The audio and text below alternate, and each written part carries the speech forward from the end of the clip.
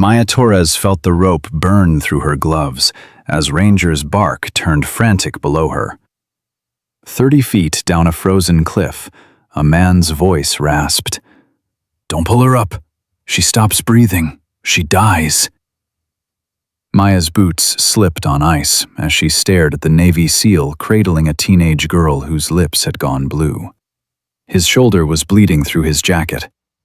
The girl's eyes fluttered open for 1 second, locked on Maya, and she whispered, "He's coming back to finish it." Then a rifle shot cracked the silence above them. Before we begin, please like this video and subscribe to our channel for more stories of faith, courage, and justice. Tell us in the comments where you're watching from. I want to see how far this story travels. Now, let's begin. Maya Torres didn't believe in coincidences anymore. Not after 10 years with the FBI. Not after losing her sister Carmen to men who smiled in church on Sundays and bought children on Tuesdays. So when her German Shepherd Ranger alerted to something on Devil's Drop at 2 in the morning during a blizzard that had already killed visibility and mercy both, Maya knew God was either testing her or giving her one more chance to get it right. "Easy, boy," she breathed into the wind that wanted to shove her off the mountain. Ranger didn't ease. His entire body locked forward, ears pinned, nose working overtime through snow that fell like static.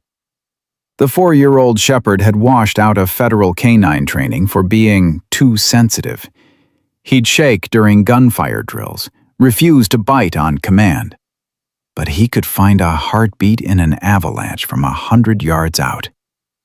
Maya had pulled him from the rescue shelter the same week she'd scattered Carmen's ashes. They'd been saving each other ever since. "Torres, you copy?" Sheriff Tom Briggs' voice crackled through her radio, fighting the wind. She keyed the mic. "Ranger's got something. Moving to the cliff edge." "Negative. That ice is unstable. We lost 2 hikers there last winter." "Then we better not make it 4. Maya released the talk button before he could argue. The search grid had been running for 6 hours.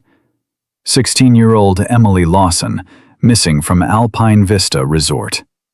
Last seen on security footage climbing into a black SUV at 11 p.m. Her father, Senator Richard Lawson, had personally called the FBI field office. His voice had been smooth, controlled, every word a campaign speech. "My daughter is troubled. She makes poor choices, but she's still my little girl." Maya had felt her stomach turn even then. She'd interviewed enough fathers who hurt their daughters to recognize the tone, possession dressed up as love. Ranger lunged forward, nearly pulling the leash from her grip. Maya let him lead. Her headlamp cut through the storm, catching shapes that weren't trees. Tire tracks. Fresh. Wrong angle for the hiking trail. They curved toward the cliff like someone had been driving too fast or too desperate. Then she saw the scatter pattern. Broken glass. A side mirror. Long scrape marks in the snow where metal had shrieked against rock before disappearing over the edge. "Oh God." The prayer fell out of her before training could stop it.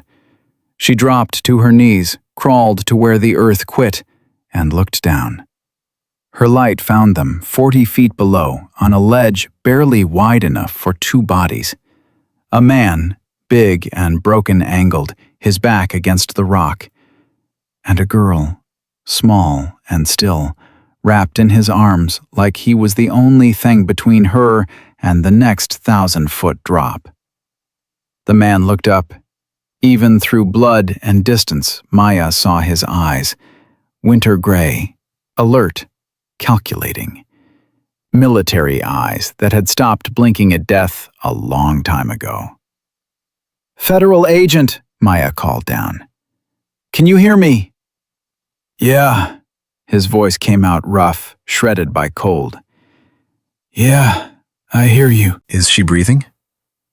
A pause that lasted forever. "Barely. Hypothermia. Head trauma.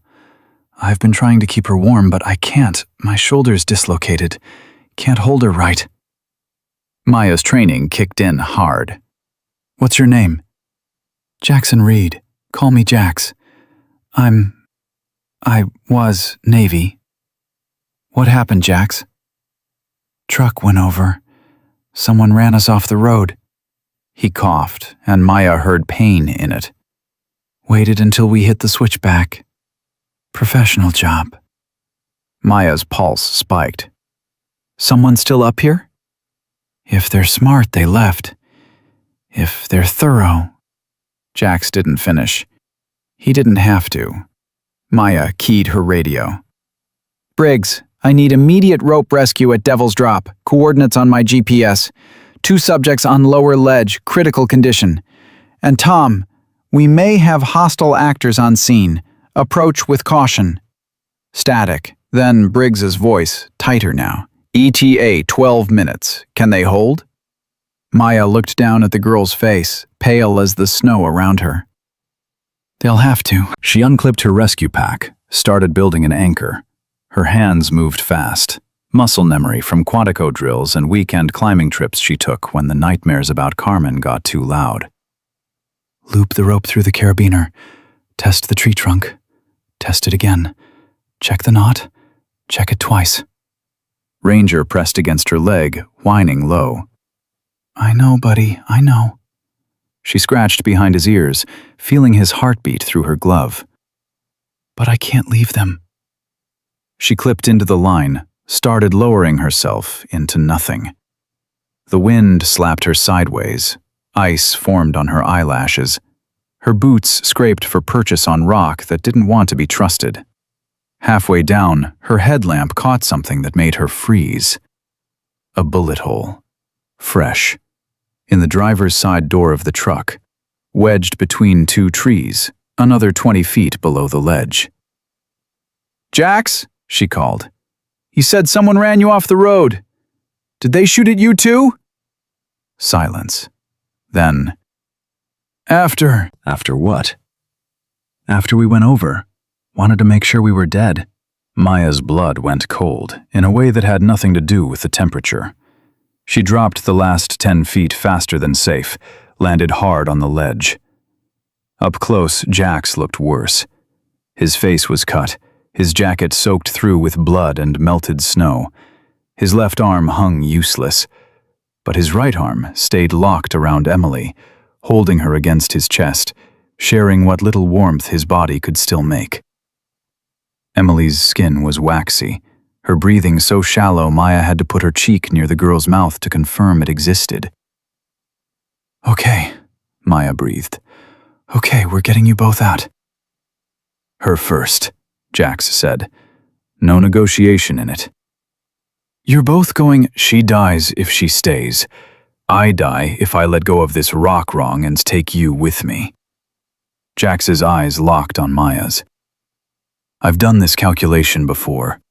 Fallujah, Mosul, Kandahar. You save who you can save. She goes first.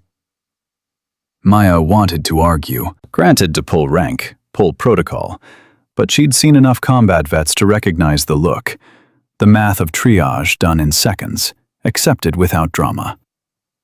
What's your relationship to Emily? Maya asked, pulling an emergency thermal blanket from her pack.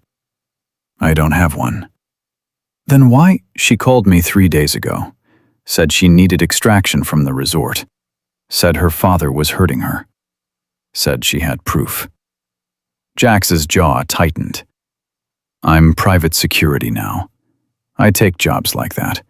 Get people out of bad situations. Maya's hands stopped moving. Her father. Senator Lawson. Yeah. You know who you're accusing? I know who I'm protecting. Jax shifted his weight, hissed in pain. Look in her coat pocket, left side. Maya reached carefully, found a small hard drive wrapped in plastic. Waterproof. Deliberate. She filmed something, Jax said. Something bad enough that they tried to kill us for it. A sound cracked through the air. Not ice, not wind.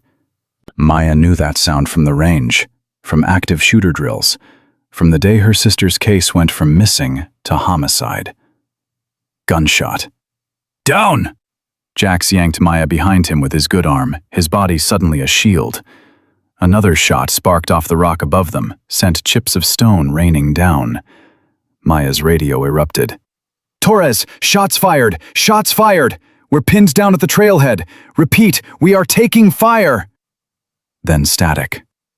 Maya pulled her sidearm, scanned the darkness above. The shooter had position, had cover, had time. She had a wounded seal, a dying teenager, and a dog she'd left up top who was probably losing his mind. Ranger's bark cut through the storm, frantic, furious. Then a man's scream, high and startled. A crash. Silence. Maya's radio crackled back to life. Torres! Jesus! Your dog just took down a shooter! Guy had a rifle aimed at your position. Ranger came out of nowhere, got him by the arm. We've got him in custody. Relief and pride hit Maya so hard she almost laughed. Good boy, she whispered. That's my good boy. But Jax wasn't celebrating. If they sent one shooter, they sent backup. We need to move, now. Maya heard it then. Voices above, coordinated, professional, not rescue, not law enforcement. How many? She asked. At least 2 more, maybe 3. Jax's face went harder. You need to get her out. I'll hold them here. With 1 arm and no weapon? I've worked with less. He wasn't joking. Maya made a choice that would either save them or kill them all. She pulled Jax's good arm over her shoulder, wrapped the thermal blanket around Emily, and started rigging a double haul system with rope she had and rope she didn't. This is insane, Jax muttered. You got a better idea? Yeah, leave me, save her. Shut up. Maya's hands flew through knots. I don't leave people. Not anymore. Something in her voice made Jax go quiet. He studied her face like he was reading a language he'd forgotten. You lost someone. My sister, 10 years ago. Maya pulled the rope tight, tested the tension. Trafficked. Killed. Found her in a shipping container in Oakland. She was 16, Emily's age. I'm sorry. Don't be sorry. Help me get her up this cliff. They worked together in silence, broken only by wind and distant shouts. Maya clipped Emily into the harness, whispered a prayer over her that she hadn't said since Carmen's funeral. God, if you're listening, and I know that's a big if right now, please don't let this girl's story end like my sister's. Please. She signaled up top. The line went taut. Emily started rising, slow and steady, wrapped in silver like an angel being called home. Jax watched her go, his face doing something complicated. I told her I'd keep her safe. Promised her. You did. She's alive because of you. She's alive because you showed up. Jax turned to Maya, and the weight in his eyes was older than his age. They're going to come at you for this. Lawson, whoever he's connected to. They'll bury you. Let them try. A flashlight beam cut across the ledge, not from above, from the side. The old mining trail Maya had forgotten existed, and the man holding it had a gun that wasn't FBI issue. Agent Torres, the man said, voice calm as Sunday morning. I need you to step away from the veteran and come with me. There's been a misunderstanding. Maya's hand went to her weapon. Identify yourself. The man stepped into her headlamp glow, and Maya's stomach dropped through the mountain. She knew that face. Had seen it every day for the last 3 years at the field office. Supervisory Agent Derek Cole. Her mentor. The man who'd helped her get promoted. Who'd attended Carmen's memorial service. who'd told her she was making a difference. "Derek?" Her voice came out small, broken. "I'm sorry, Maya. I really am." He raised his gun, not at her, at Jax. "But you're looking at this all wrong. Emily Lawson is disturbed, delusional. Her father's trying to get her help. This man kidnapped her." "That's a lie," Jax said flatly. "Is it?" Derek's smile was gentle, patient. "You're a civilian contractor with PTSD. She's a senator's daughter with a drug problem. Who do you think the courts will believe?" Maya's mind raced. If Derek was here, if Derek was part of this. "How long?" she asked. "How long what?" "How long have you been dirty?" Derek's smile faded. "I prefer the term pragmatic." "You can't save everyone, Maya. You taught me that. Remember? After Carmen? You said the system was broken. I just found a way to work within it." "By selling kids?" "By understanding that some people are born to be victims, and some are born to profit from it. Nature of the world." Jax shifted his weight, calculating. Maya saw it in her peripheral vision. He was going to do something stupid and brave. "Don't," she murmured. "Can't help it," Jax whispered back. "It's kind of my thing." Derek's radio squawked. "Cole, rescue team's breached our position. We need to extract, now." Derek's gun steadied. "Last chance, Maya. Walk away. Emily goes back to her father. This man disappears. You keep your career. Maybe even get a promotion." Maya thought about Carmen, about the shipping container, about the case file marked closed that had never felt closed. She thought about Emily's blue lips and Jax's promise, and Ranger's absolute certainty that something was wrong. She thought about the God she'd stopped talking to after Carmen died, and the prayer she'd just prayed anyway. Then she made her choice. "No." Derek's finger moved to the trigger. Jax lunged, and Maya did what she trained for but hoped she'd never have to do. She fired first. The shot echoed off the mountain like the whole world breaking open. Derek fell. Jax caught Maya before she could collapse. "Breathe. Just breathe." "I killed him. I killed—" "You saved us. There's a difference." Jax's good arm tightened around her. "And we're not done yet. Come on." The rope came back down. They clipped in together, held on with whatever strength they had left, and let themselves be pulled toward the light. When they reached the top, Ranger hit Maya like a freight train of fur and loyalty, licking her face, whining, checking her for injuries with his nose. Maya wrapped her arms around him and let herself shake. Sheriff Briggs stood over Derek Cole's body, face pale. "He was FBI." "He was dirty," Maya said, voice hollow. "And he wasn't alone." Emily was already in the ambulance, medics working fast. Maya stumbled toward her, still holding Ranger's leash. The girl's eyes were open now, wide and terrified. "You're safe," Maya told her. "I promise. You're safe." Emily's hand shot out, grabbed Maya's wrist with surprising strength. Her lips moved, forming words that barely made sound. Maya leaned close. "What?" "Tuesday," Emily whispered. "Alpine Vista. Basement. They auction us on Tuesdays." Then her eyes rolled back, and the machines started screaming. The hospital smelled like every nightmare Maya had tried to forget. Bleach and fear, and fluorescent lights that made everyone look half dead already. She sat outside Emily's ICU room with Ranger's head in her lap, watching doctors move behind glass like actors in a play she couldn't stop.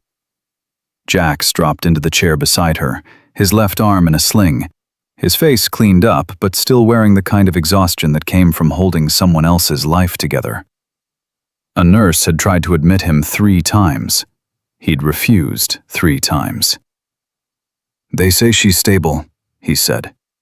"Stable doesn't mean safe." Maya's fingers worked through Ranger's fur, finding the rhythm that kept her breathing steady. "Derek called someone before I shot him. They know we have her. They know she talked." "Then we move her. To where? Witness protection takes time. Paperwork. Authorization from people I don't trust anymore." Maya's voice cracked on the last word. She'd put a bullet in her mentor 6 hours ago and hadn't had time to feel it yet. The feeling was coming, though. She could sense it building like pressure behind a dam. Jax was quiet for a moment, then he said, "I know a place. Off-grid. Used to run extractions through there when I was contracting overseas. Owner owes me." "I can't just kidnap a federal witness." "You can protect her." Jax turned to face her, those gray eyes steady. "Which matters more, the rules or her life?" Maya had asked herself that question about Carmen 1,000 times. Every time she'd chosen the rules. Every time Carmen had stayed dead. "If we do this," she said slowly, "we're done. Both of us. Career's over. Maybe worse."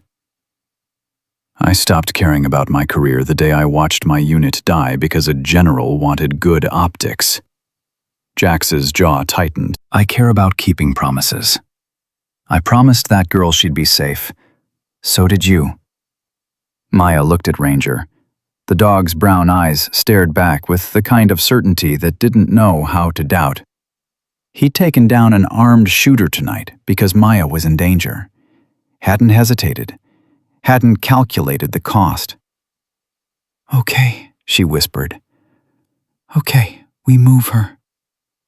They had 30 minutes before shift change. Maya used 20 of them to clone Emily's medical data onto a secure drive and loop the ICU camera feed. Jax used his 10 to forge discharge papers that wouldn't hold up under scrutiny, but might buy them an hour. They moved Emily on a gurney through the service elevator, Ranger trotting alongside like he was part of the medical team. No one stopped them. Maya couldn't decide if that was luck or God, or just the universe being too tired to care. The safe house was 2 hours north, buried in forest that didn't have street names or cell service. A cabin that looked abandoned, until you noticed the reinforced door and the cameras hidden in the trees.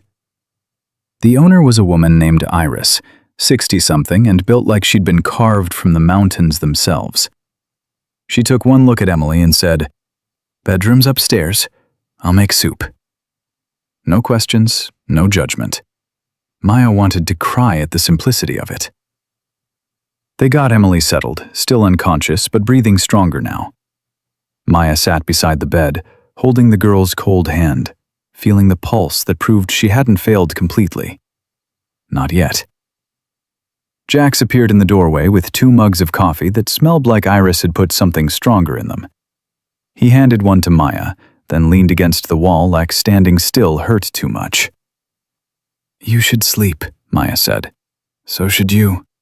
"I will, after I figure out who wants her dead and why." Jax took a long drink. "I can tell you the why. She saw something, recorded it. That hard drive you pulled from her pocket?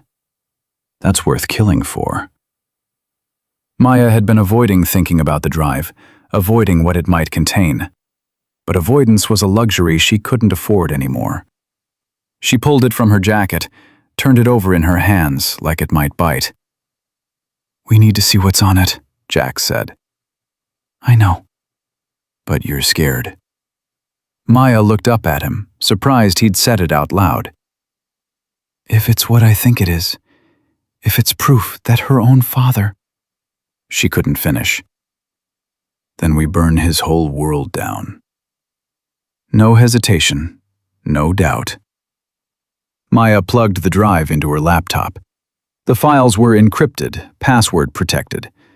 She tried Emily's birthday, her mother's name. Nothing worked. Frustration clawed at her throat. "Wait," Jack said. "Try Tuesday." "What?" Last thing she said before she coded. "Tuesday, Alpine Vista, basement. Try it." Maya typed Tuesday. The files unlocked. There were 12 videos. Maya clicked on the first one and immediately wished she hadn't. The footage was shaky, filmed through what looked like a crack in a door. A basement room, sterile and white. Girls in medical gowns, ranging from maybe 14 to early 20s, sitting in chairs like they were waiting for an audition. Except their wrists had restraints, and their eyes had the kind of emptiness that came from hope dying slowly. A man's voice off camera, smooth and cultured. "Gentlemen, welcome. As always, discretion is expected. Bids start at 50,000. Maya's coffee mug hit the floor. She didn't notice. The camera panned slightly, catching two men in expensive suits. One was tall, silver-haired, wearing an American flag pin on his lapel. Senator Richard Lawson, Emily's father. He was smiling. The other man's face stayed in shadow, but his voice cut through the speakers like a knife. "The brunette, second from the left. I'll start at 75. Maya's hands started shaking. She paused the video, pressed her palms against her eyes, tried to breathe through the rage that wanted to crack her open. "Maya." Jax's hand landed on her shoulder, gentle but firm. "You with me?" "My sister." The words scraped out. "Carmen. She was 16. This is what happens to her. This is..." Her voice broke completely.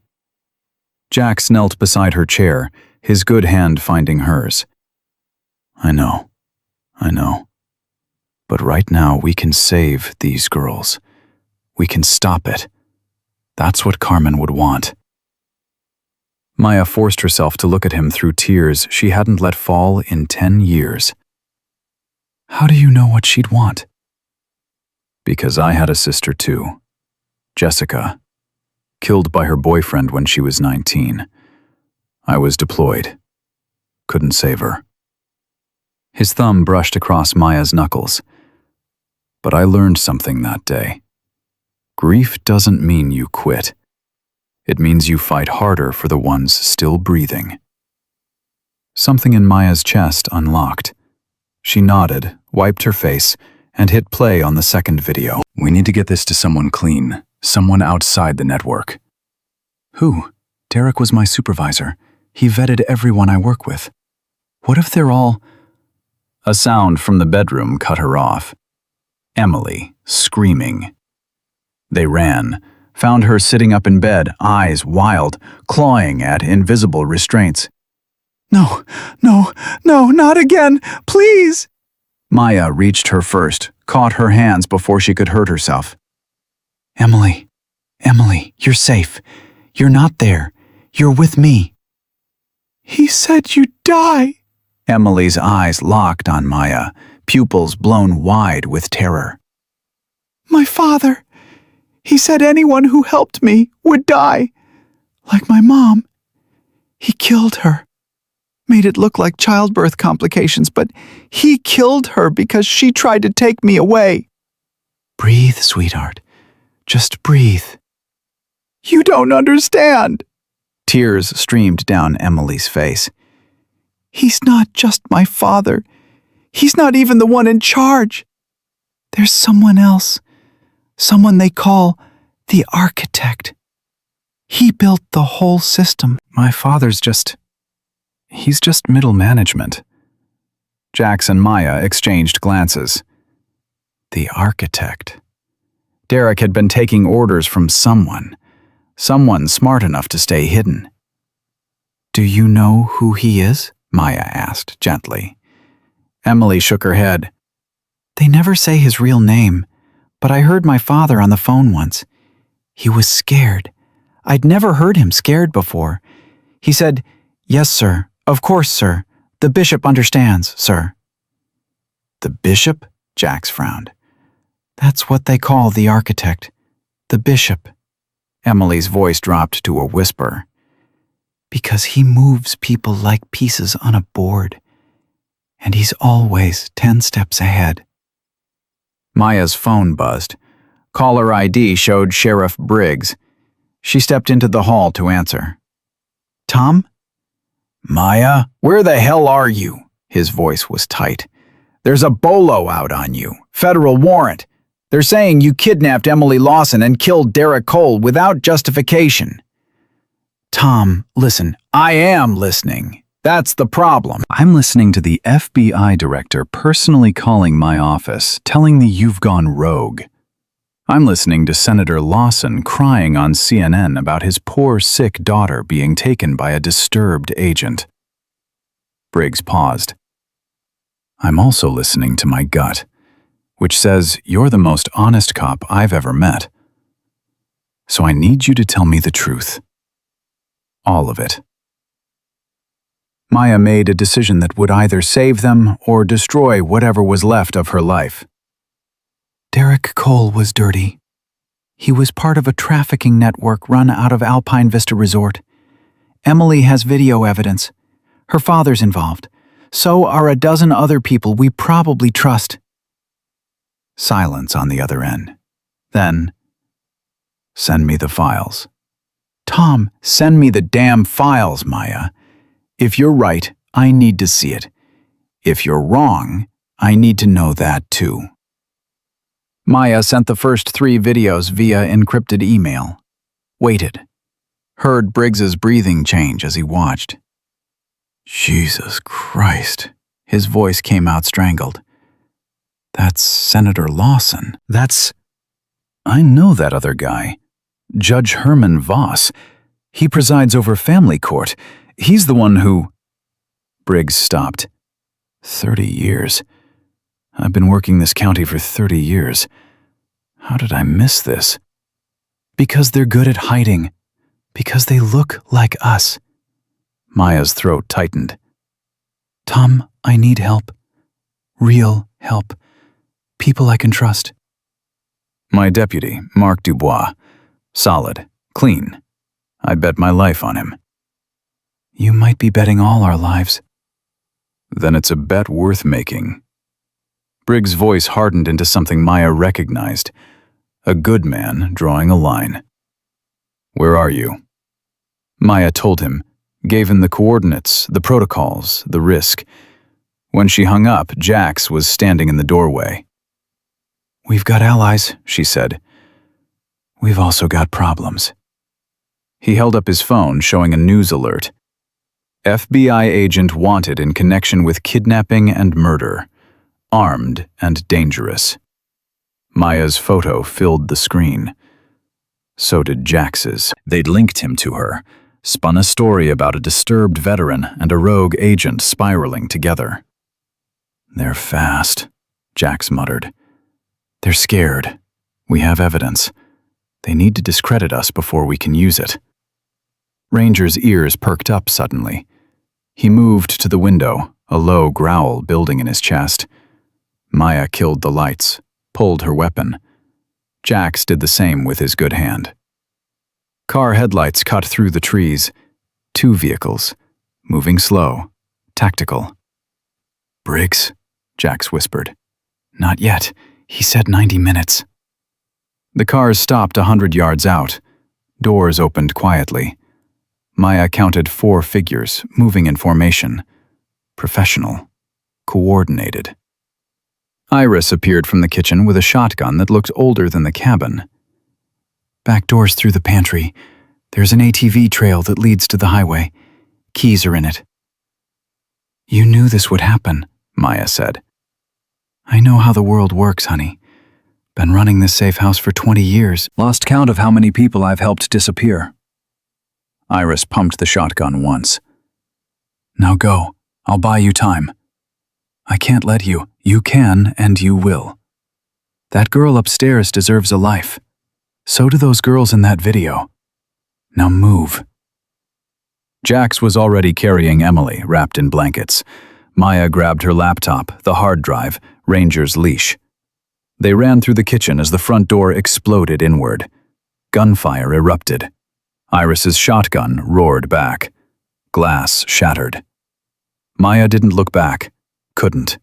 She just ran, with Ranger pulling ahead, with Jax breathing hard behind her, with Emily whispering prayers into his shoulder. The ATV started on the first try. Maya drove. Jax held Emily. Ranger perched between them like a furry guardian angel. The trail was mud and roots and darkness, but Maya had driven worse terrain in worse conditions. She'd driven through hell the day they found Carmen's body. This was just hell with different coordinates. They hit the highway 20 minutes later. Maya turned north toward Canada, toward anywhere that wasn't here. Her phone buzzed. Briggs again. Maya, Iris is down. She's alive, but they're taking her. And they're saying you shot her. We didn't. I know, but that doesn't matter now. They're building a narrative. You're a cop killer, a kidnapper. They've frozen your accounts, flagged your passport, issued shoot-on-sight orders. Briggs' voice dropped. You've got maybe 6 hours before every cop in 4 states is hunting you. What do you need? Maya looked at Emily's pale face, at Jax's determined eyes, at Ranger's absolute trust. A miracle, she whispered. Fresh out of those. But I can give you a prosecutor. Margaret Chen, federal, based in Sacramento. She's been investigating Alpine Vista for months on a separate corruption case. Hasn't gotten anywhere because every witness disappears. Briggs paused. She might listen, if you can reach her. Sacramento's 8 hours. Then drive fast. And Maya, whatever happens, you did the right thing. Sometimes the right thing looks like the wrong thing until history catches up. The line went dead. Maya pressed the accelerator harder, felt the engine growl. Beside her, Emily stirred, opened her eyes. Are we safe yet? The girl asked. Maya wanted to lie, wanted to promise that safety was around the next turn. But she'd made that promise to Carmen once, and Carmen had died believing it. Not yet, Maya said honestly. But we're not alone. And sometimes that's enough.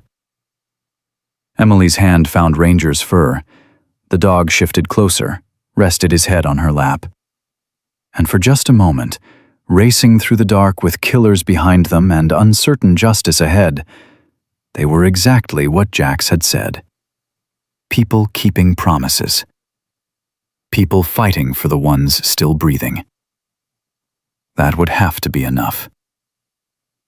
They switched vehicles 3 times in 4 hours. A sympathetic truck driver in Reading, a rental car, paid for with cash Jax had stashed in his go bag. Finally, a stolen sedan from a mall parking lot that made Maya's FBI training scream at her, even as she hotwired the ignition. We're felons now, she muttered, pulling onto the interstate. We were felons the minute you pulled that trigger on Derek. Jax adjusted Emily's blanket in the back seat. The girl had fallen into an exhausted sleep, her breathing finally steady. How you holding up with that, by the way? Maya's hands tightened on the wheel. She hadn't let herself think about it. About the way Derek's face had looked when the bullet hit. About the sound his body made hitting the ledge. About the fact that 24 hours ago, he'd been buying her coffee and asking about her mom's birthday. I'm not, she said. That's honest. It's all I've got left. Ranger whined from the passenger seat, pushed his nose against her arm. Maya scratched behind his ears with one hand, feeling the solid warmth of him. The dog had been the only constant in her life since Carmen died. Never lied, never pretended. Just loved her with the kind of certainty that didn't require words. We're 20 minutes out from Sacramento, Jax said, checking his phone. Margaret Chen's office is downtown, federal building, heavy security. We can't just walk in there. We can't do a lot of things. Hasn't stopped us yet. Jax met her eyes in the rearview mirror. You trust Briggs's recommendation? I trust that he's risked everything to help us. That buys Chen at least a conversation. Emily stirred, sat up slowly. Her hair was tangled, her face still too pale, but her eyes had lost some of that glazed terror. Where are we? Almost to Sacramento. We're meeting a prosecutor, someone who might be able to help. No one can help. Emily's voice went flat. You don't understand how deep this goes. My father has senators, judges, police chiefs on his payroll. The architect has more. They own the system. They don't own everyone, Maya said. They don't own me, or Jax, or Sheriff Briggs. They'll kill you. All of you. Just like they killed my mom. Just like... Emily stopped, her breath catching. There's something else. Something I didn't tell you. Jax turned in his seat. What? The next auction. It's not Tuesday. They moved it up because of me. Because they know I have the videos. Emily's hands twisted together. It's tonight. 6 p.m. Alpine Vista Resort, same basement. They're rushing it, trying to move the girls before the FBI can... before anyone clean can stop them. Maya checked the dashboard clock. 2:15 p.m. Less than 4 hours. How many girls? She asked. Last time I saw, 8. Between 14 and 22. Emily's voice cracked. One of them is my friend, Becca. She's 15. I recruited her. I told her it was a modeling opportunity, and I helped them take her, and I hate myself, and I can't stop. Maya pulled the car over, twisted around to face Emily. You were a victim. You survived the only way you could. That's not sin. That's survival. I helped them hurt people. So did I. The admission fell out of Maya before she could stop it. My sister Carmen? She called me 3 days before they took her. Said she met a guy who was offering her modeling work. I told her it sounded sketchy. Told her to be careful. But I didn't drive to her apartment. Didn't physically stop her. I was busy with work. I chose my career over her safety. And she died because of it. Jax's hand found Maya's shoulder. That's not true. Isn't it? Maya's eyes burned.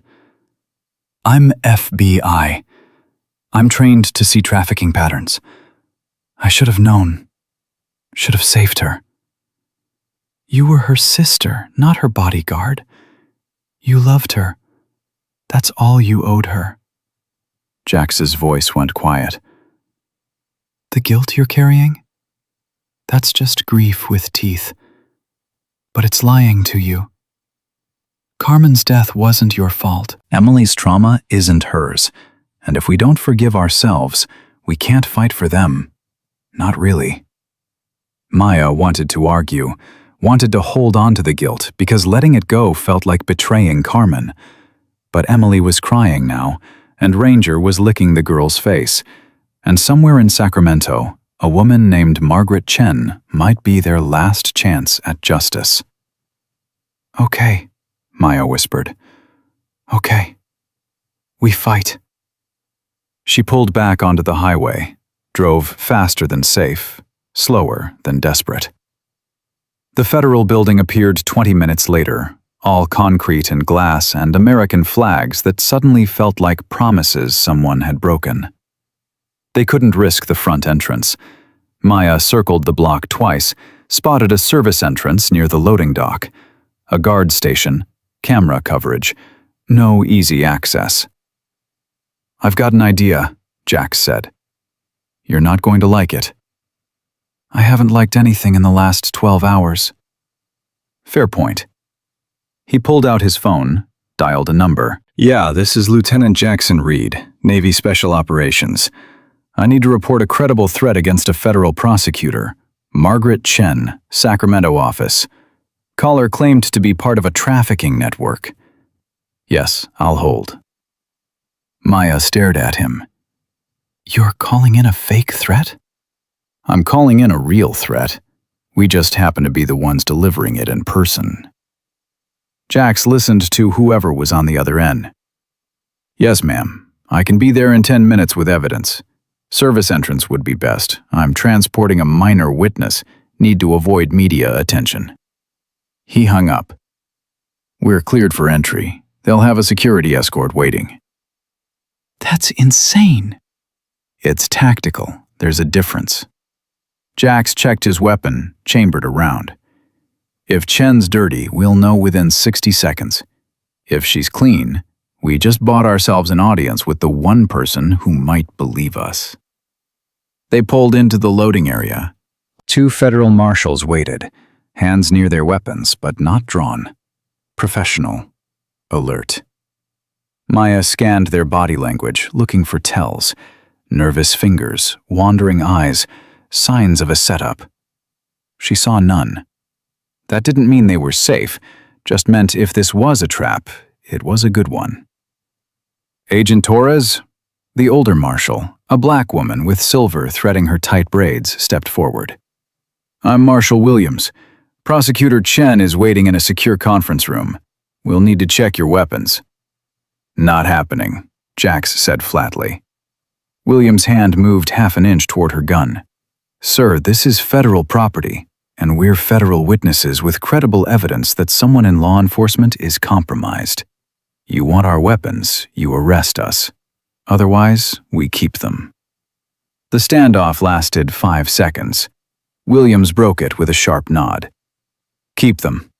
But if you make me regret this, I'll put you down myself. Clear?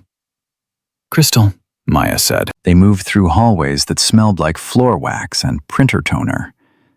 Emily walked between Maya and Jax, Ranger pressed against her leg. The dog's ears were up, alert but not aggressive. Maya took that as a good sign. Ranger could smell fear, could sense intent. If he wasn't growling, they probably weren't walking into an ambush. Probably. The conference room door opened. The woman inside looked nothing like Maya expected. Margaret Chen was maybe 45, slight and sharp in a gray suit, her black hair cut in a severe bob. But her eyes were warm, human.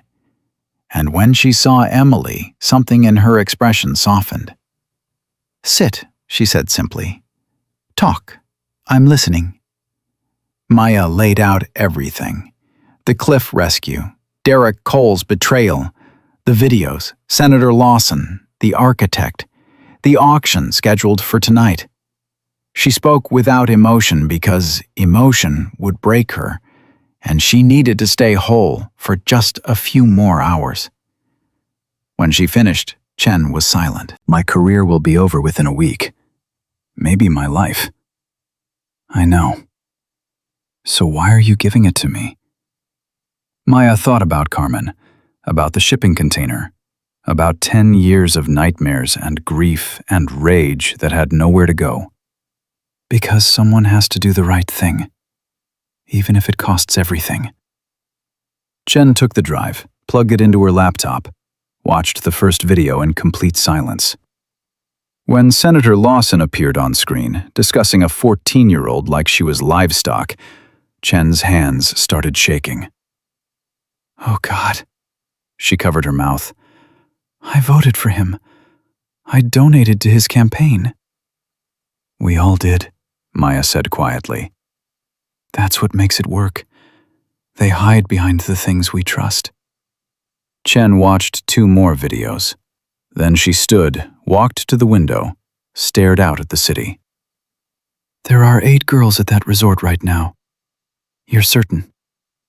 Yes. And the auction is at 6 p.m. Yes. Chen turned around.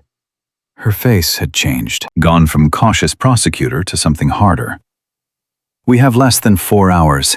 That's not enough time for warrants, for task force coordination, for anything that resembles proper procedure. I know. So we do it improper. Chen pulled out her phone.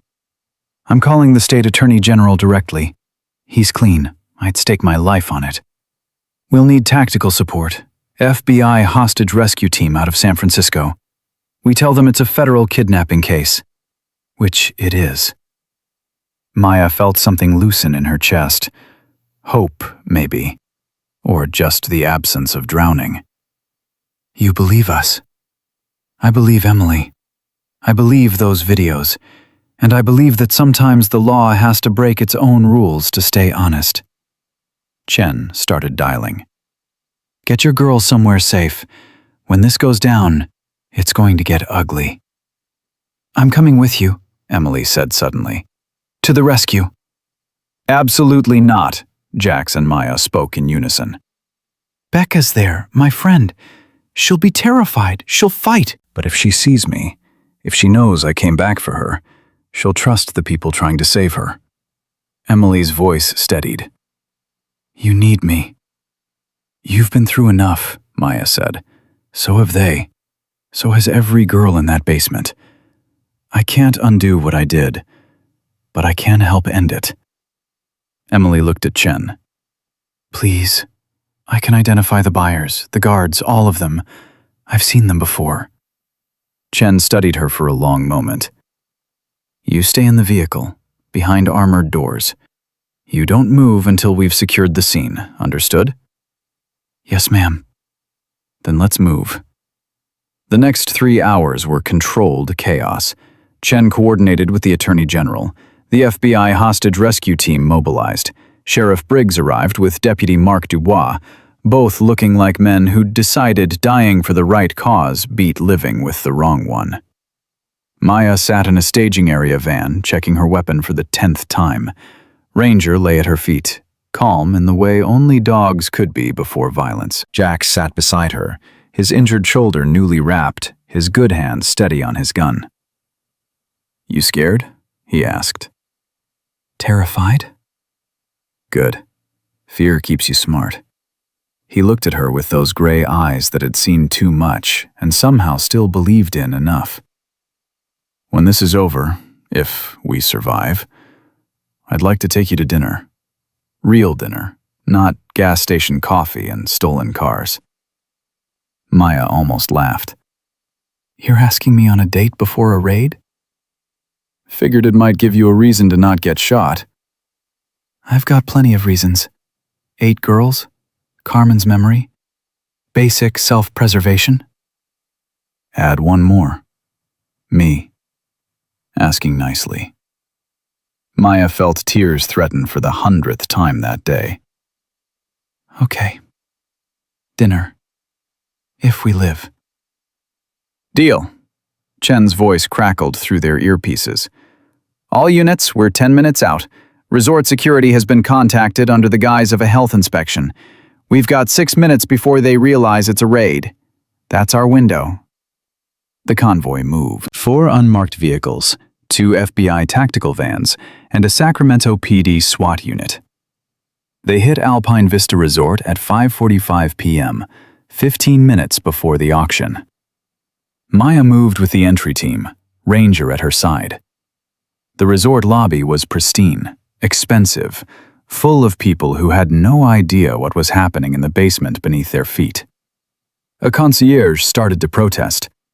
Chen flashed her credentials. Federal operation. Clear this floor. Now. The tactical team found the basement entrance behind a service door marked Maintenance, Authorized Personnel Only. They breached it with a battering ram that sounded like God's own hammer. Maya went in third, saw a guard reaching for his weapon. Ranger launched before Maya could give the command, hit the man at chest height, brought him down hard. The guard screamed, dropped his gun. Maya cuffed him in 4 seconds. The corridor opened into a larger room. White walls, medical lighting, and 8 girls in gowns, wrists restrained, eyes wide with terror that turned to confusion when they saw FBI vests instead of buyers. "Federal agents! You're safe! You're safe!" One girl started sobbing. Another started laughing, a high, hysterical sound. A third just stared, like she'd forgotten what safety meant. Jax moved through the room, cutting restraints with a tactical knife, his voice low and steady. "You're okay. We've got you. You're going home." Maya scanned faces, looking for Becca, found her in the back corner, 15 years old and shaking so hard her teeth chattered. "Becca?" The girl flinched. "Where's Emily? She promised she'd come back. She promised." "She kept her promise. She's upstairs. She's the one who saved you." Becca's face crumpled. "She saved me?" "You all saved each other. Now let's get you out of here." The buyers were in an adjacent room, waiting for the auction to start. 6 men in expensive suits, holding champagne like this was a charity gala. Like human lives were just another commodity. Chen walked in with 4 marshals, her face carved from stone. "Gentlemen, you're under arrest." One man, Judge Voss, the same one Maya had seen in Emily's video, smiled. "Do you have any idea who I am?" "Yes. You're going to prison for the rest of your life." Chen nodded to the marshals. "Take them." The raid took 12 minutes. 12 minutes to dismantle an operation that had run for over a decade. Maya knew it wasn't over. The architect was still out there. Senator Lawson would lawyer up. Some of these men would walk on technicalities. But 8 girls were free.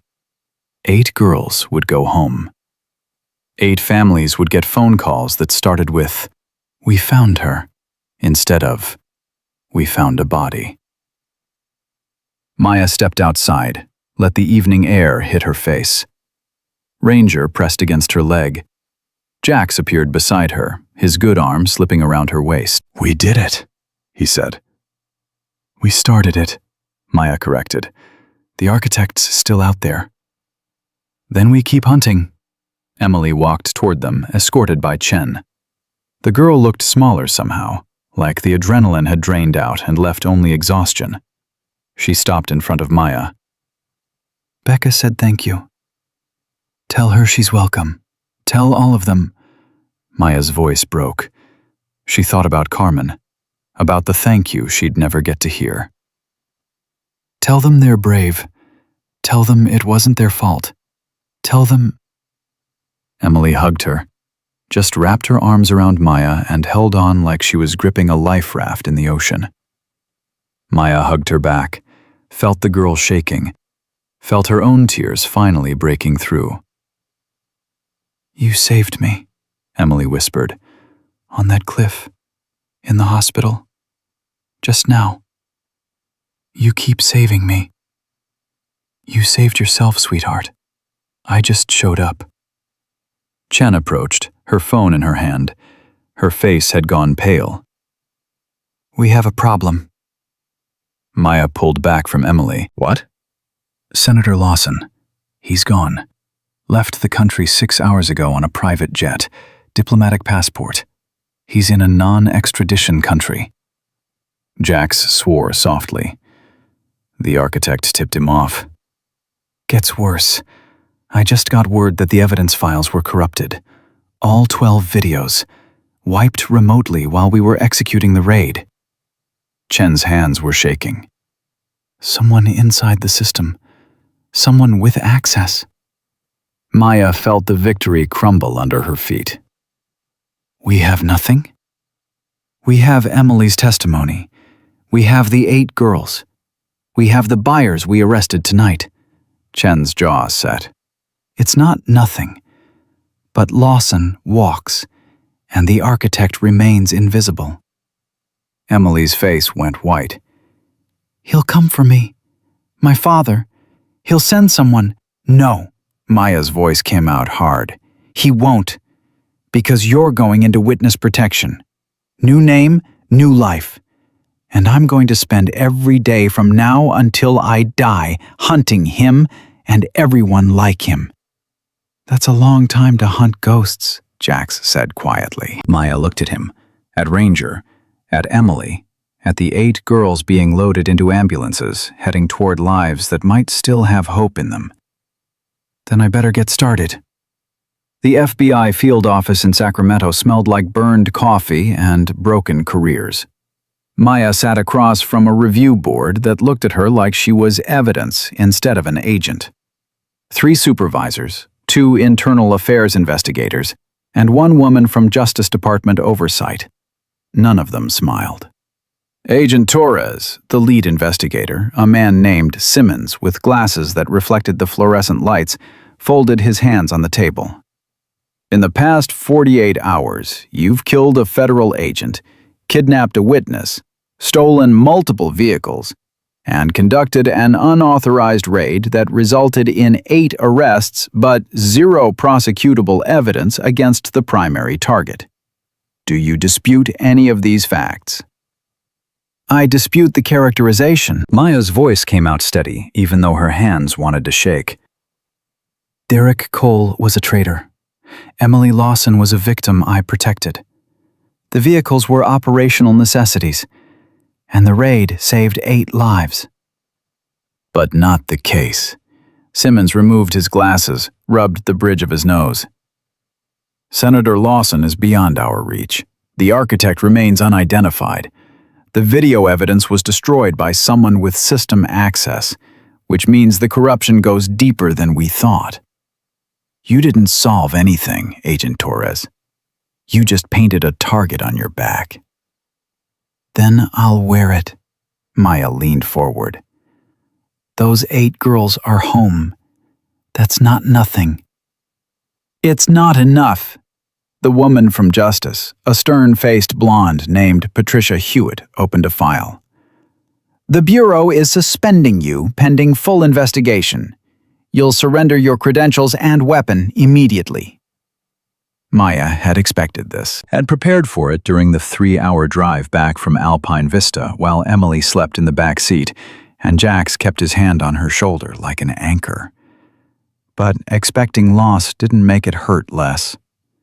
She unclipped her badge, placed it on the table, removed her service weapon, set it beside the badge. 23 years old when she'd earned them. 33 now. A decade of her life summarized in metal and leather. "Ranger?" she asked quietly. "The dog is federal property," Simmons said. "He'll be reassigned."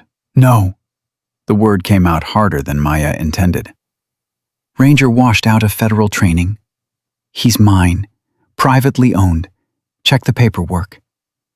Simmons looked annoyed, but nodded. "Fine, keep the dog. But Agent Torres, you need to understand, if you continue investigating this case as a civilian, you'll be obstructing federal operations. We're building a new task force, clean agents only, to pursue the architect. You're not part of it." "Who's leading the task force?" "That's classified." Maya stood. "Then we're done here." She walked out with her head high and her heart in pieces. Ranger trotted beside her, oblivious to the bureaucracy that had just ended her career. In the hallway, Jax waited, leaning against the wall with his arm still in a sling. "How bad?" he asked. "Suspended. Probably fired once they finish investigating." "They don't deserve you anyway." He pushed off the wall, winced at the movement. "Come on, I'll buy you that dinner I promised." "I'm not really hungry." "Didn't ask if you were hungry. Asked you to dinner." Jax's eyes were gentle. "You've been running for 48 hours. You're allowed to sit down." They ended up at a diner that served breakfast all day and didn't ask questions about the woman who looked like she'd been through a war. Maya ordered coffee and pancakes she didn't want. Jax ordered the same and actually ate his. "What happens now?" she asked, watching Ranger sleep under the table. "For you? You take a breath. Let the system do its thing." "The system just fired me." The system is scared. Big difference. Jax poured more syrup on his pancakes, a domestic gesture that felt surreal after everything. Chen's still fighting. She's got the buyers in custody. She's building cases against them individually. Maybe one of them flips, gives up the architect. And if they don't? Then you do what you've been doing. You keep fighting. He looked at her across the table, and something in his expression made Maya's breath catch. But you don't do it alone this time. Jax, I mean it. I'm in this. Whatever happens next, I'm in. He reached across the table, took her hand. I've spent 10 years trying to outrun my sister's death. Took jobs that kept me moving, kept me from feeling. Then I met a stubborn FBI agent on a frozen cliff, and she reminded me that some things are worth staying for. Maya felt tears threaten again. She was so tired of crying, so tired of carrying grief like a second skeleton. I don't know how to do this. The relationship thing. I'm broken, Jax. Carmen broke me, and I never figured out how to fix it. You're not broken. You're bent. There's a difference. His thumb traced circles on her palm.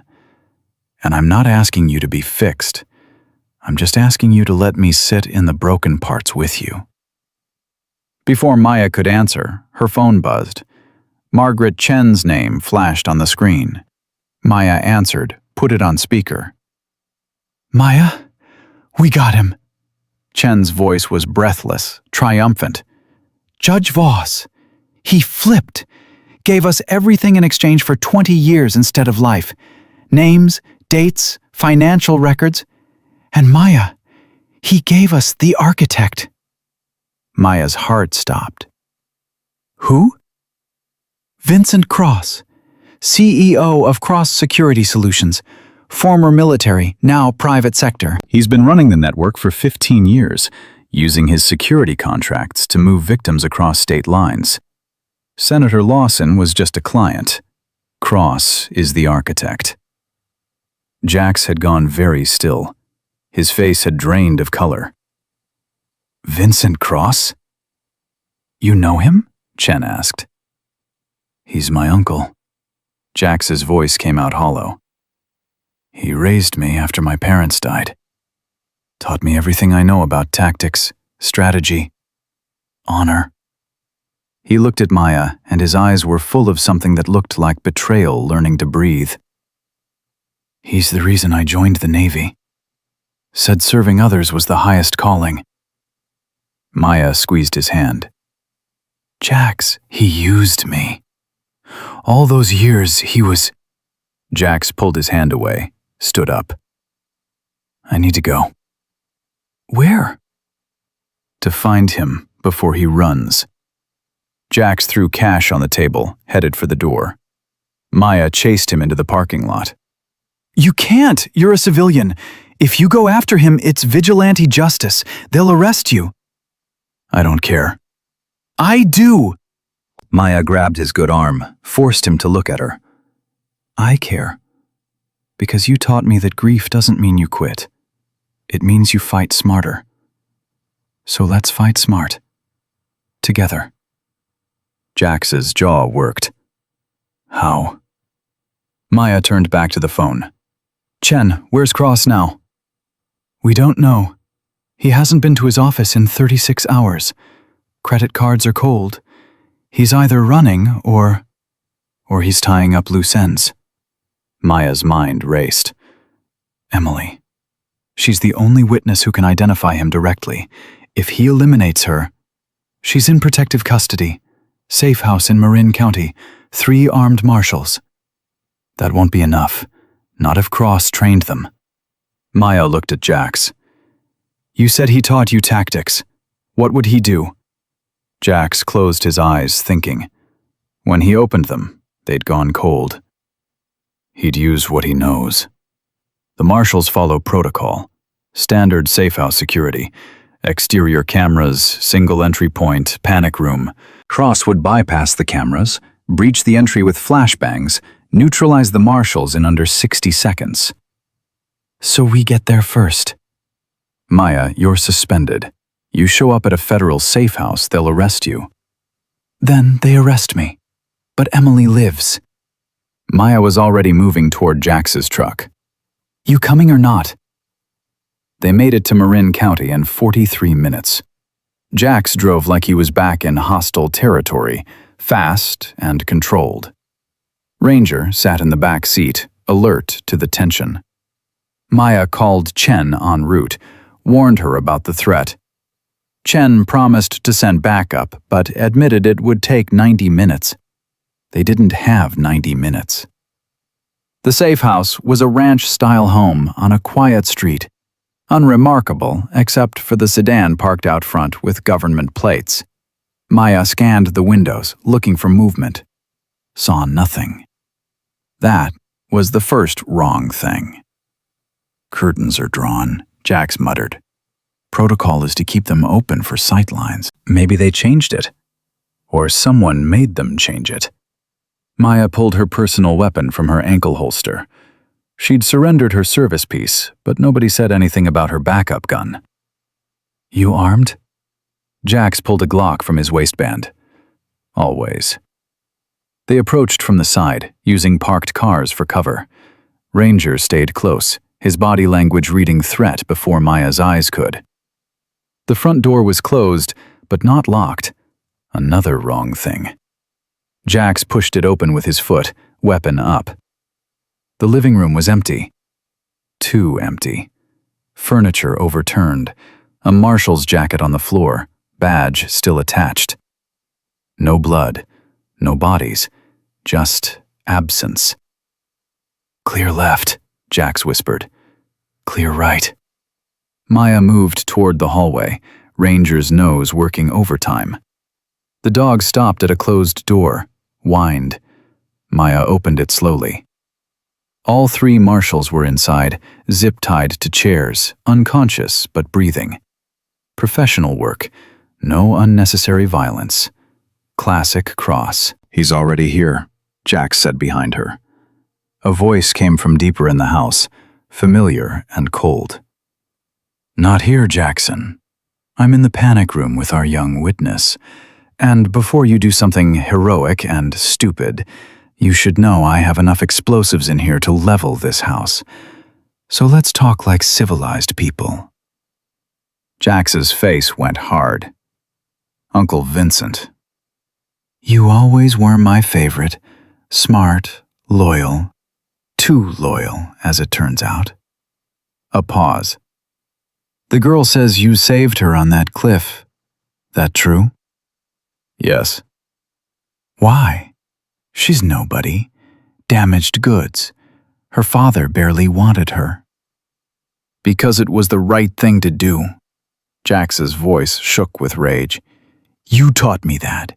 You said, I said a lot of things. Most of them were lies. But here's a truth. You let me walk out of here with the girl. Nobody gets hurt. You try to stop me. Everyone dies. Including your new girlfriend. Maya stepped forward. He's lying. He'll kill Emily the second he's clear. Maybe. Maybe not. But I'll definitely kill her if you don't move. Vincent's voice took on an edge. Jackson, you have 60 seconds to decide. Family or strangers. Choose. Jax looked at Maya. She saw the war in his eyes, the man who'd raised him versus the man he'd become. I can't let him take her. I know. He'll detonate. Maybe. Or maybe he's bluffing because he needs a hostage to get out of here alive. Maya keyed her phone, sent a message to Chen. At Safe House, Cross is here. Send everything. Jax called out. Uncle Vincent, I'm coming in. Alone. Unarmed. Just to talk. Jax, no! Maya grabbed his arm. He kissed her. Fast and hard and full of goodbye. If I don't walk out, promise me you'll finish this. Promise me you'll get him. Don't you dare martyr yourself. Promise. Maya's throat closed. I promise. Jax set his gun on the floor, raised his hands, and walked toward the panic room. The door opened 6 inches. Maya saw Vincent's face for the first time.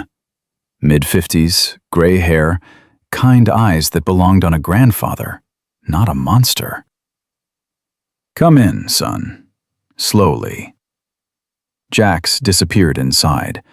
The door started to close, and Maya did the only thing she could think of. She sent Ranger. Ranger, find! The dog launched like a missile. 50 pounds of loyalty and teeth. He hit the closing door with his shoulder, forced it open, and went straight for Vincent. The man screamed, tried to aim his weapon, but Ranger was faster. Grabbed his wrist, bit down hard. Maya rushed the door, saw Emily huddled in the corner, wrists zip-tied. Saw Jax tackling Vincent, using his good arm to pin the older man's throat. Saw the detonator on the floor, blinking red. She grabbed it, threw it through the open door into the hallway, counted to 3. Nothing exploded. Bluff, she breathed. He was bluffing. Vincent laughed, even with Jax choking him. Of course I was bluffing. I'm not a monster. I'm a businessman. You're a slaver, Jax growled. I'm a realist. The world has supply and demand. I just facilitated transactions. Maya pulled Vincent's hands behind his back, zip-tied them with shaking fingers. You're done facilitating. Sirens filled the air, backup arriving. Chen's voice shouting orders. Maya stepped back, let the marshals who'd just regained consciousness take over. She looked at Emily, still crying in the corner. It's over, Maya said softly. He can't hurt you anymore. Emily's eyes found hers. Is it really over? Maya thought about Senator Lawson, still free in whatever country would harbor him. About the other buyers who'd lawyer up and maybe walk. About the system that protected predators as often as it prosecuted them. No, she admitted. But we won today. That's enough for right now. Outside, Chen was coordinating with Sacramento PD, state police, and what looked like half the FBI. She saw Maya and jogged over. Vincent Cross is in custody. Judge Voss's testimony, plus Emily's, plus the digital forensics we pulled from Cross's servers. We've got him dead to rights. Chen's face was flushed with victory. 27 arrests so far. More coming. This network is done. What about Lawson? Working on extradition. It'll take time, but he'll face justice eventually. Chen paused. Maya, about your suspension. I know. Still fired. Actually, the director wants to talk to you. Personally. Something about how you just handed him the biggest trafficking bust in bureau history. Chen smiled. Might want to polish your badge. Maya looked down at where her badge used to be. I gave it back. Then I guess you'll need a new one. Jax appeared beside her, his arm around Emily, both of them looking exhausted and alive. You okay? He asked Maya. Getting there. She leaned into him, felt his warmth, felt Ranger press against her legs. We're all getting there. Emily looked up at the sky, at the stars just starting to appear. My friend Becca called me. She's back with her family. She said to tell you thank you. Tell her she's welcome. Tell her... Maya's voice caught. Tell her to live. Really live. That's the best revenge. Emily nodded. Then she hugged Maya one more time before the marshals led her to a new safe house. A new life. A new chance at being just a kid. Maya watched her go, felt Jax's hand find hers. felt the weight of everything they'd survived and everything still waiting. "That dinner offer still stand?" she asked. Always. "Then let's go. I'm finally hungry." They walked toward Jax's truck, Ranger between them. 3 broken people learning how to be whole. 18 months later, Maya stood in front of a mirror in a room that smelled like lavender and new beginnings. The dress was simple, cream-colored, nothing like the tactical gear she'd worn for most of her adult life. Her hair was down for once, falling past her shoulders in waves she'd forgotten she had. "You look beautiful," Emily said from the doorway. 17 going on 40, wearing a blue dress that matched her eyes. The girl had gained 20 pounds, lost the haunted look, found a smile that actually reached her face. She was a senior now, applying to colleges, talking about becoming a social worker, talking about a future. "I look terrified," Maya corrected. "That too." Emily came closer, adjusted Maya's collar. "But the good kind of terrified. The kind that means something matters." Maya's hands were shaking. She'd faced down armed traffickers, corrupt agents, a man who'd turned torture into a business model. But standing here, about to marry Jax, felt more dangerous somehow. Like happiness was a ledge, and she didn't trust it not to give way. "What if I'm not good at this?" she whispered. "At what? Marriage? At being happy? At letting someone in?" Maya stopped, swallowed hard. "At not waiting for it all to fall apart." Emily took her hands. "Then you learn. Same way I'm learning that not every man is my father. Same way Becca's learning that her body belongs to her again. Same way all 8 of us are learning to be human instead of inventory." She squeezed Maya's fingers. "You saved us. Now let someone save you back." A knock on the door. Margaret Chen poked her head in, looking softer than she ever did in the courtroom. "Ready? Jax is pacing a hole in the floor out there." Maya took a breath that felt like jumping off a cliff. "Yeah, I'm ready." The ceremony was small, held in a garden that overlooked Lake Tahoe, the same mountains where everything had started. Sheriff Briggs walked Maya down the aisle because her father had died when she was 12, and Briggs was the closest thing she had to that kind of safe. Deputy Mark Dubois stood as Jax's best man, his face proud. Chen sat in the front row next to Iris, the woman who'd bought them time with a shotgun and a fierce heart. And in the second row, 7 young women sat together. Becca, now 16 and fierce. The other 6 girls from the basement, all rebuilding lives that had been stolen. They'd insisted on coming, said Maya had given them something worth celebrating. But it was Ranger who stole the ceremony. The German shepherd walked down the aisle first, wearing a bow tie that he tolerated with dignity, carrying the rings in a small pouch attached to his collar. When he reached Jax, he sat perfectly, waited for the pat on the head that said, "Good boy," then trotted to Maya's side and laid down with a sigh that sounded like, "Finally." Jax stood at the altar, looking like he'd fought his way there, which he had. Physical therapy had given him back full mobility in his shoulder.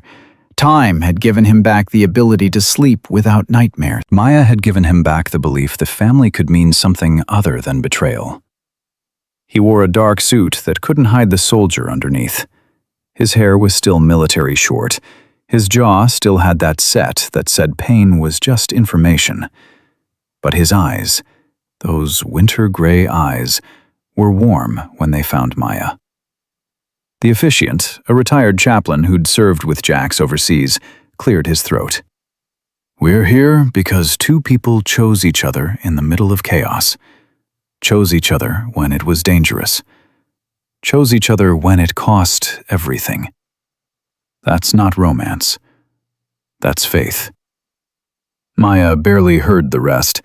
She was too busy staring at Jax, at this man who'd held a dying girl on a frozen ledge, who'd taken a bullet meant for her, who'd arrested his own uncle because justice mattered more than blood.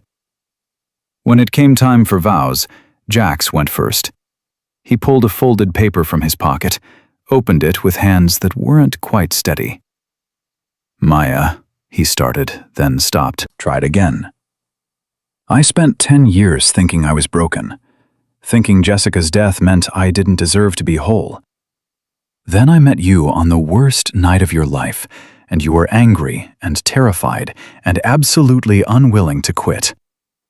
You reminded me that broken things can still save lives, that scars are just proof you survived something that tried to kill you." His voice roughened. "You didn't fix me. You just made it okay to be unfixed. And I'm going to spend the rest of my life making sure you know you're not carrying your grief alone anymore. I've got it with you." Maya's throat closed. She hadn't written anything down because words felt too small for what she needed to say. So she just spoke from the wreckage.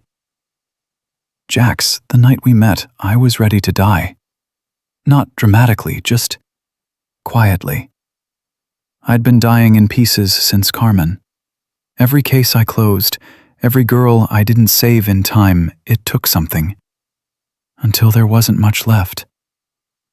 She reached for his hands, held on. "Then you showed up, bleeding and stubborn and refusing to let Emily go, even when letting go was easier.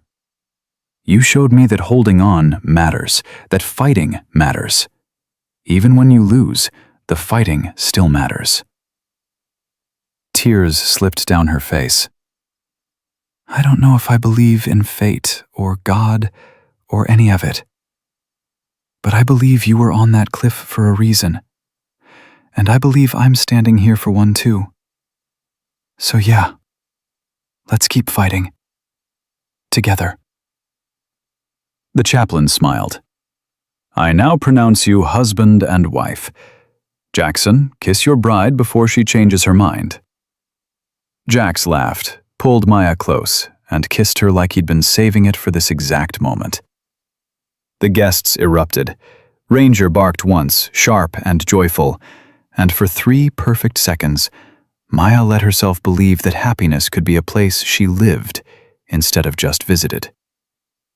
The reception was loud and messy and full of people who'd earned the right to celebrate.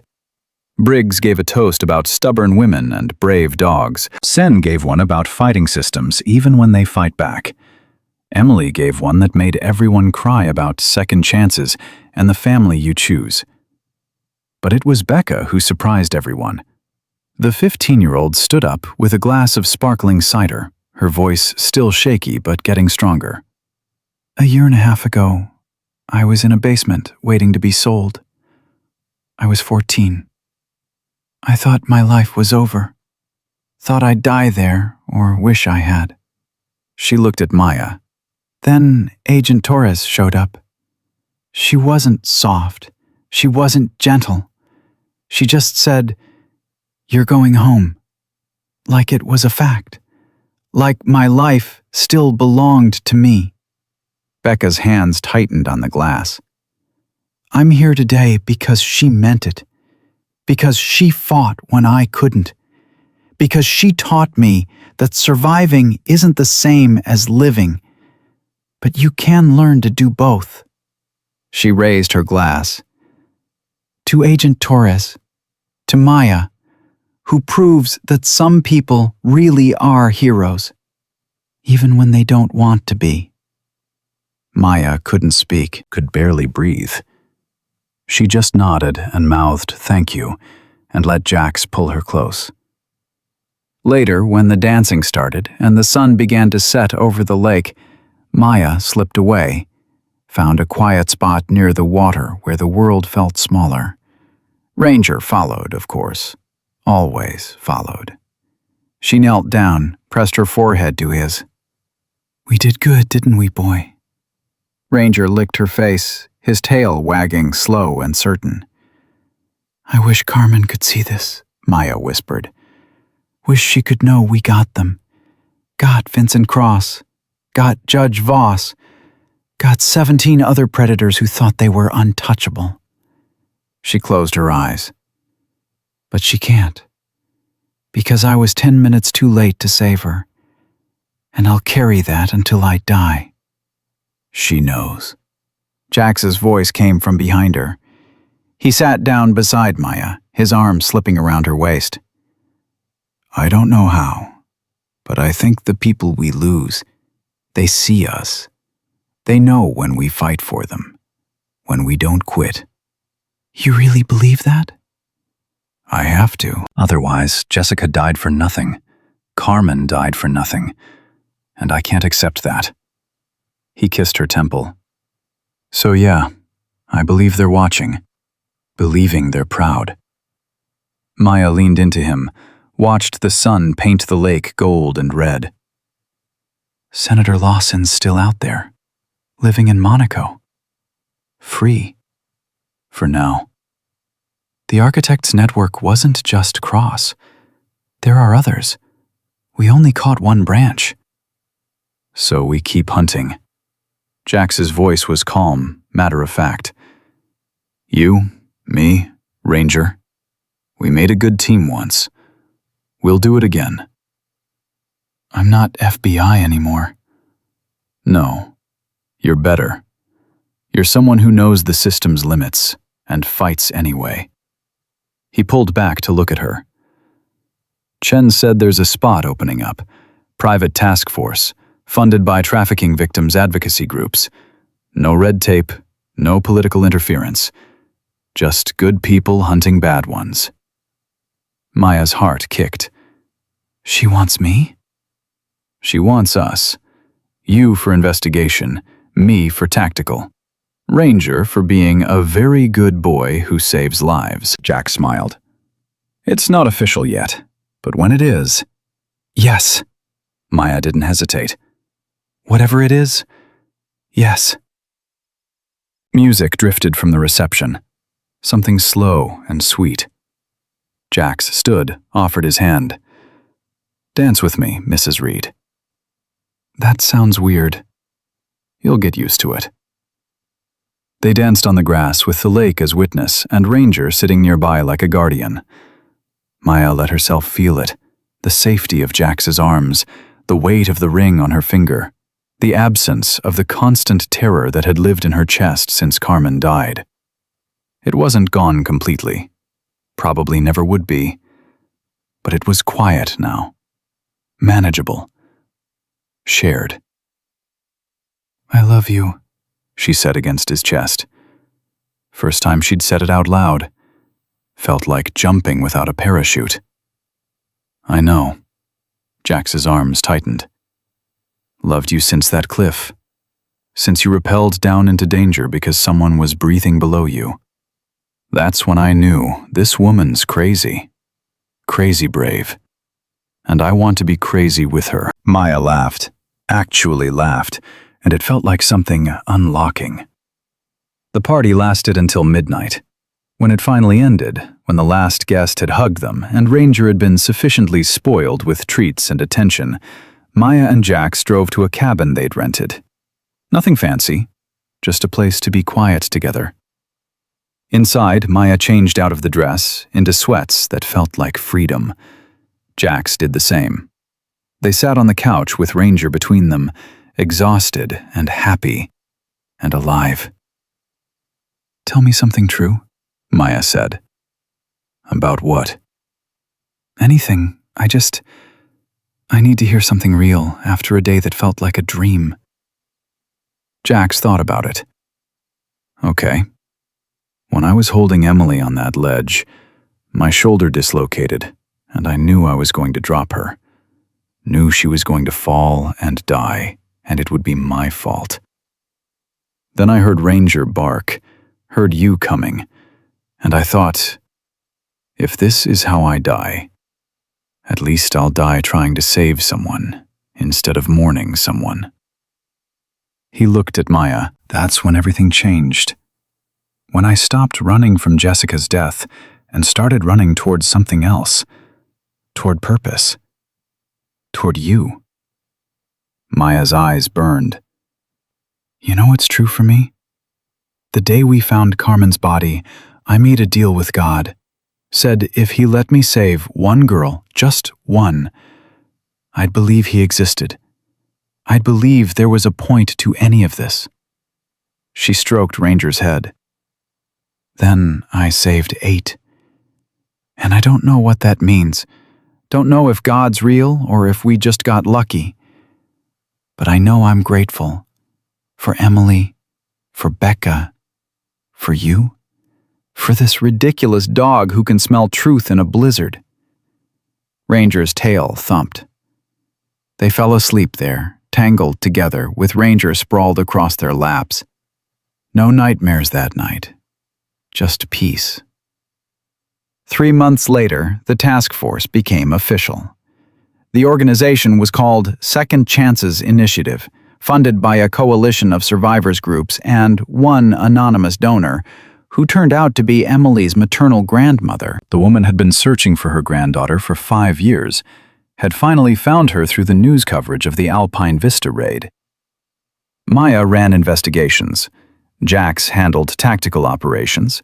Chen consulted on legal strategy. Briggs and Dubois acted as law enforcement liaisons. And Ranger did what he'd always done. Found people who needed finding. Their first case was a missing 16-year-old from Oregon. Suspected trafficking. 3-week-old trail. Local police had given up. Maya didn't give up. Never would again. They found her in a warehouse in Seattle. Alive. Terrified, but alive. When Maya carried her out, the girl asked the same question Emily had asked. Is it really over? And Maya gave the same answer. Not yet. But we won today. 1 year after the wedding, Maya got a call from an international number she didn't recognize. She almost didn't answer. Then Ranger's ears perked up, and she trusted him enough to pick up. Agent Torres? A woman's voice. European accent. My name is Sophia Marchand. I'm with Interpol. We've been tracking Senator Richard Lawson, and we have him. Maya's breath stopped. What? He made a mistake, got sloppy, tried to restart his operation in France. We caught him with 4 minors. The evidence is irrefutable. A pause. I'm told you're the reason we even knew to look for him. That you built the original case. I just did my job. No. You did something much harder. You refused to quit when the system told you to. Sophia's voice softened. He'll be extradited to stand trial in the United States. I thought you should know. I thought, the girls deserve to know their nightmare has an end date. Maya hung up. Told Jax. Told Emily. Told all 8 girls who'd been saved from that basement. They cried together. Laughed together. Held each other like people who'd survived a war and finally got to watch the enemy surrender. At the trial, Maya testified, told the truth about Derek Cole, about Vincent Cross, about the network that had stolen so many lives. Senator Lawson sat in orange scrubs, his silver hair gone gray, his flag pin replaced with handcuffs. He stared at her with hate that felt impotent now, powerless. The jury took 3 hours. Guilty on all counts. Life without parole. Emily was in the courtroom. When the verdict came down, she didn't cheer. She just closed her eyes and breathed like someone remembering how. Outside the courthouse, reporters swarmed. Maya ignored them, walked straight to where Jax and Ranger waited. They drove to the cemetery where Carmen was buried. Maya hadn't been there since the funeral, hadn't been able to face the headstone that said her sister died at 16 with dreams unfinished. She knelt in the grass, placed her hand on the cold marble. "We got them, Carmen. Not all of them, but enough. And we're not stopping. We're going to keep hunting until there's no one left to hunt." Her voice broke. "I'm sorry I was too late for you. I'm sorry I didn't save you. But I saved 8 girls who had your eyes and your age and your stolen futures. And I'm going to save more, as many as I can, for the rest of my life." Jax knelt beside her. Ranger pressed close. And Maya let herself cry the way she hadn't since she was 23 and broken, and swearing vengeance she didn't know how to deliver. Now she knew. 2 years after the wedding, Maya and Jax stood in front of a new group of recruits for Second Chances Initiative. Young investigators, former military, survivors who'd decided to turn their trauma into armor. They looked at Maya with hope and hunger, and the kind of determination that only came from knowing evil up close. "I'm not going to lie to you," Maya said. "This job will break you. You'll see things you can't unsee. You'll carry people you can't save. You'll lose sleep, lose faith, lose the person you were before you started." She looked at Jax, at Ranger, at the life she'd built from wreckage. "But you'll also win. Not every time, maybe not even most times, but enough times to matter. Enough times to know that showing up is the difference between a girl dying in a basement and a girl going home to her mother." One recruit raised her hand. Young, mid-20s, reminded Maya of herself a decade ago. "What if we fail?" "Then you get up and you try again. Because the alternative is letting them win. And I don't know about you, but I'm too angry to quit, too stubborn to stop, and too grateful for the lives we've already saved to walk away from the ones still waiting." The recruits nodded. Maya saw it in their faces, the same fire that had kept her rappelling down a frozen cliff toward a dying girl, that had kept Jax holding on when his shoulder screamed surrender, that had kept Ranger searching when the scent went cold. After the training session, Maya and Jax took Ranger for a walk. The dog was 6 now, starting to gray around the muzzle, still sharp as the day he'd alerted to Emily's scent. They walked without talking, just being together, until Ranger stopped at a park bench.